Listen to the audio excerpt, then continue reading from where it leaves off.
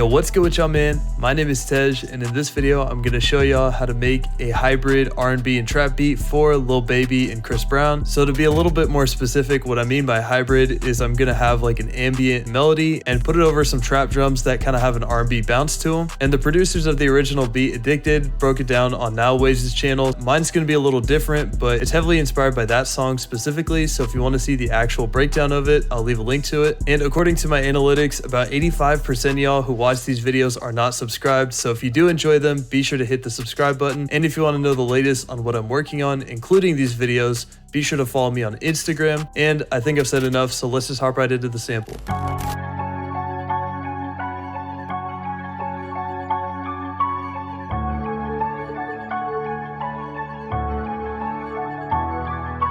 So for the sample, I chose a tempo of 171 beats per minute. I kind of wanted to go for something that was faster tempo because I'm going to make the drums in a half times sort of setting. So starting off from my first sound, I got the Celestial Keys preset from Analog Lab, and this is the same preset that Now Waves used. So going into the MIDI pattern, I used the typical 4PF bass line. So it's just using the root note and then moving it down by 4 half steps. And then the ending of it is just moving it up by 2 half steps from the lowered note. So in music theory terms, you have the root note or the first note in the scale, then the 6th, and then the 7th, and the 7th leads back into the first. And then on top of that, I just put in this really basic melody. It's just this first measured repeated over and over again. And as you can see with this one, I was only really using 3 notes from the scale. As kind of pointed out with the root notes, this melody is in the key of F sharp minor. So started with a root note, went up to the 5th note, which is C sharp, and then the 2nd and 3rd note, which are G sharp and A respectively, and then just a lower octave of C sharp. So in music theory terms, this is the 1st, 2nd, 3rd, and 5th notes of the scale. And that just repeats throughout the whole 8 measures.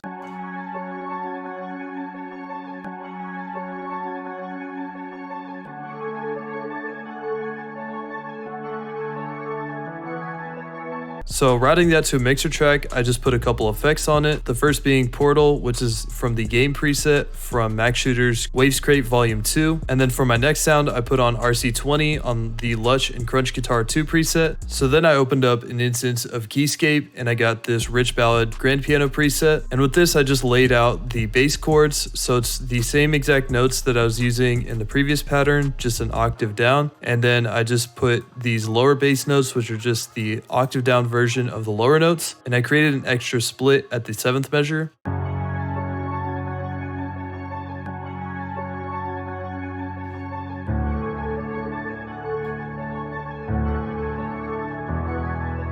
As for effects, I just put a low cut on it just to take out some of the sub frequencies, or in other words, the really low frequencies, so it doesn't interfere with the bass and 808. After that, I cloned the same grand piano preset and I just created a different MIDI pattern, this time with a top melody. And with this one, I was just trying to keep like a real basic accent melody just to add another layer to it.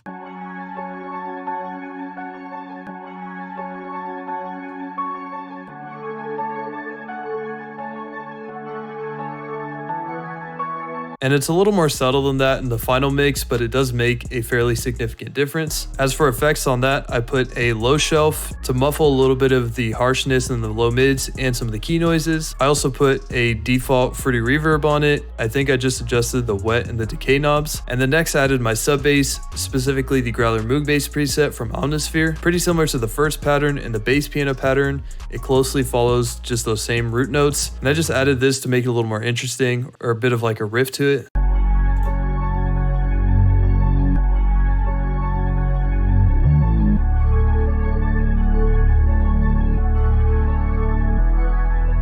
And then lastly, I got this Oneshot. Again, it's kind of like an ambient key sort of sound. And so I went and changed the mode to stretch. But this is just a somewhat repetitive key pattern. For the most part, it's just centered around this F sharp interval, which is basically just the minor triad missing the middle note, or in other words, just the 1st and the 5th note in the scale. I just threw in these filler notes using the rest of the scale just to kind of go along with the bass line that we already have.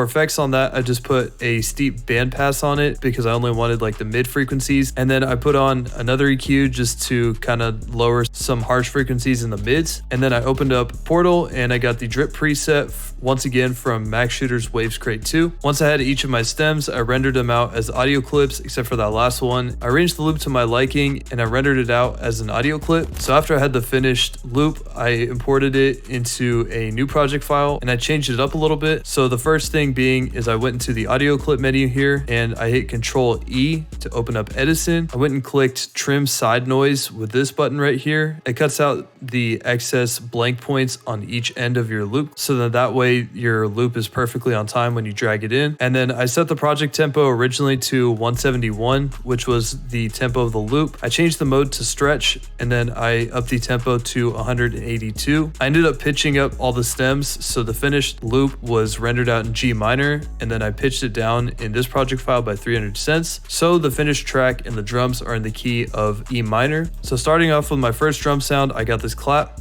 This clap pattern is a little different compared to a normal clap pattern. So this just hits on the first beat on every other measure. So it hits on 2, 4, 6, and 8. This is what's going to help give the drums that kind of halftime sort of feel. So it's going to sound a little awkward at first, but once I put all the other drum sounds on it, it'll sound a lot better.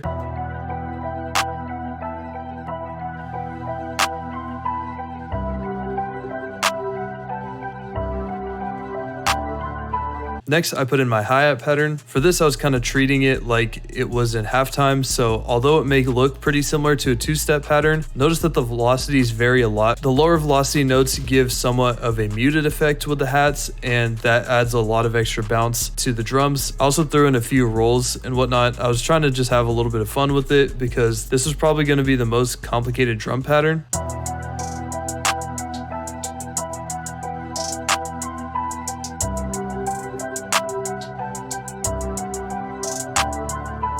Next, I put in my snare sound, and this is also very different compared to the normal snare placement. Honestly, I don't really have like any specific tips. I started by just coming up with a pattern in my head and just kind of placing the notes accordingly as I heard them.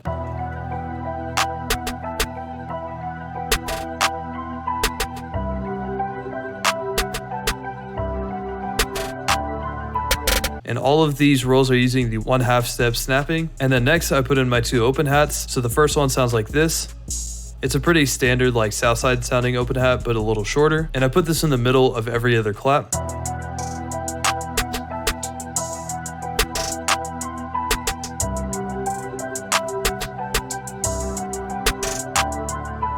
And then next I put in this open hat.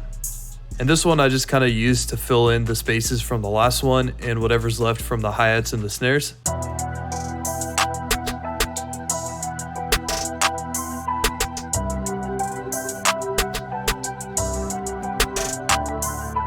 And lastly, for this drum pattern, I have the 808, and similar to the sub bass, it pretty much just follows the same progression of the 1-6-7.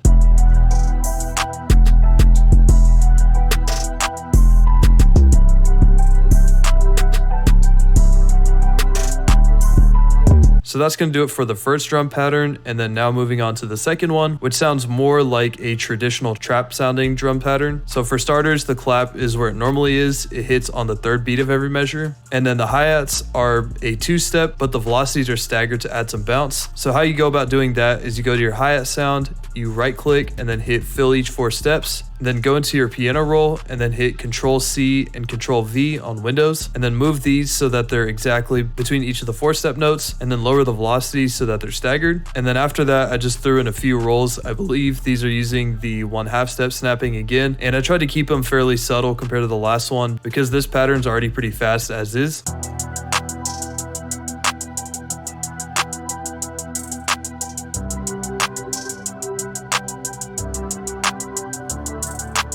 And then next I put in my 2 open hats. So the first one hits on the second beat on the 2nd and 6th measures. The second one hits on the second beat of the 4th and 8th measures.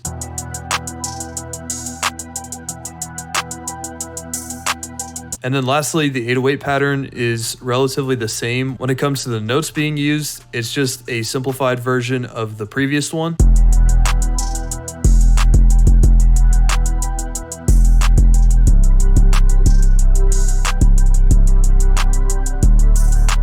So that's going to wrap it up for this one. I hope y'all enjoyed it and took something away from it. If you enjoyed it, be sure to leave a like and leave any recommendations or any constructive feedback for me in the comments. And that's going to be it for me. I'll see y'all in the next one.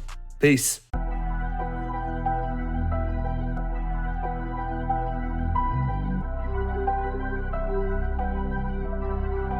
Roll up, Tess.